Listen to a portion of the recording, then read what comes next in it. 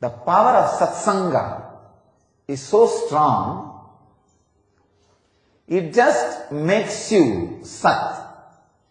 Please understand, whatever you remember, whatever you hear becomes part of you, even if you try to avoid. That is why Ramakrishna again and again says, during that spiritual growth time, don't try to have the heroism of going and attacking or spending time with negative people and trying to justify, trying to fight with them and change their opinion. Don't do.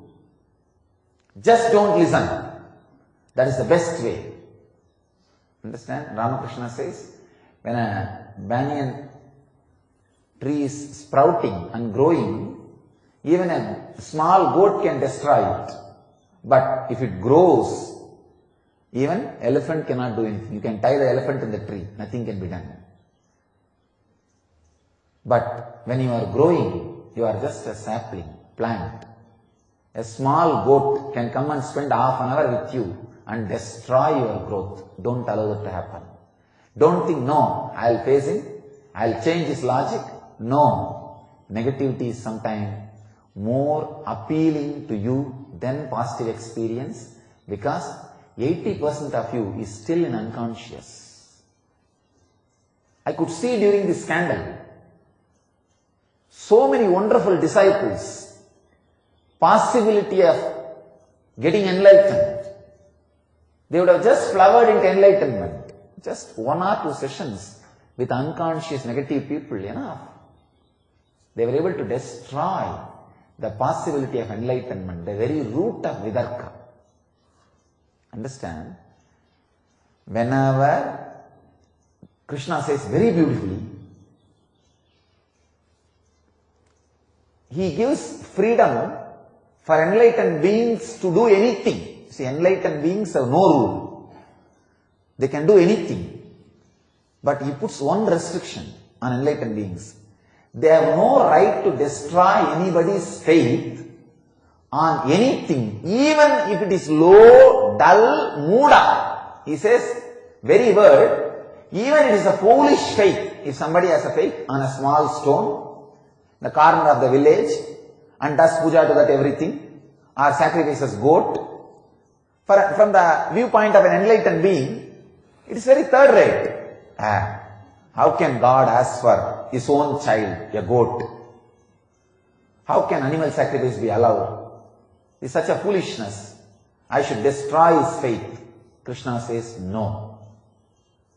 He says no.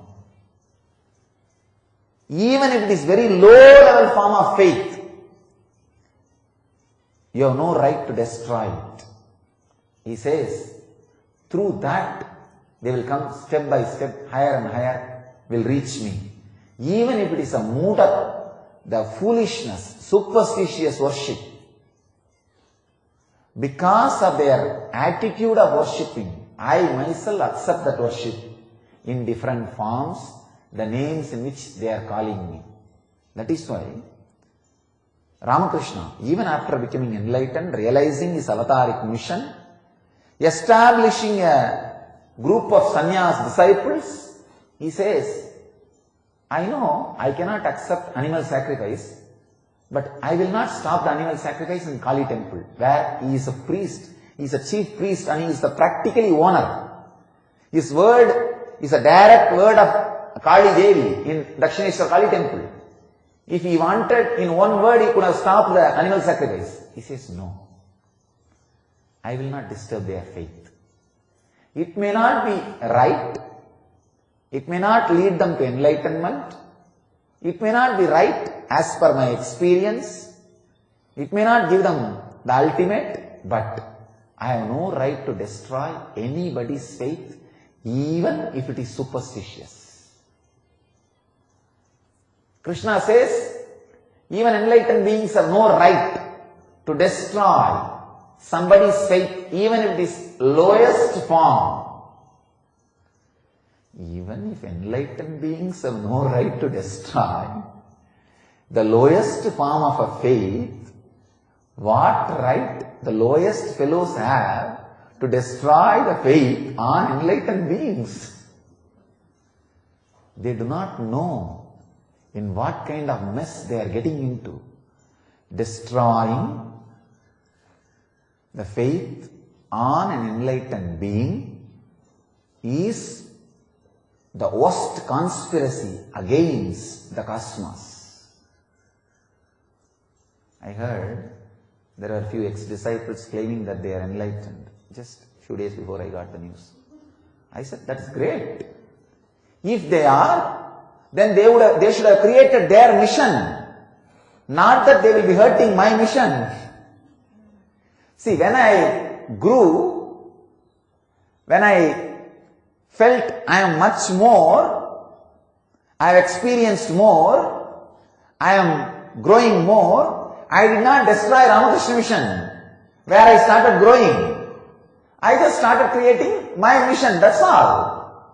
When a real growth happens, whether as an enlightenment or realization or experience, you will create your mission, that's all. I just created Nithyananda mission. I did not go and spend my time or waste my time in destroying Ramakrishna mission or catching all the Ramakrishna mission disciples and telling them this is what happens there, that is what happens there, destroying their faith. No. Understand, when spiritual growth or enlightenment happens to you, this is the scale. You will create your mission. You will never destroy somebody's faith on anybody, on anything else, even if it is lowest form.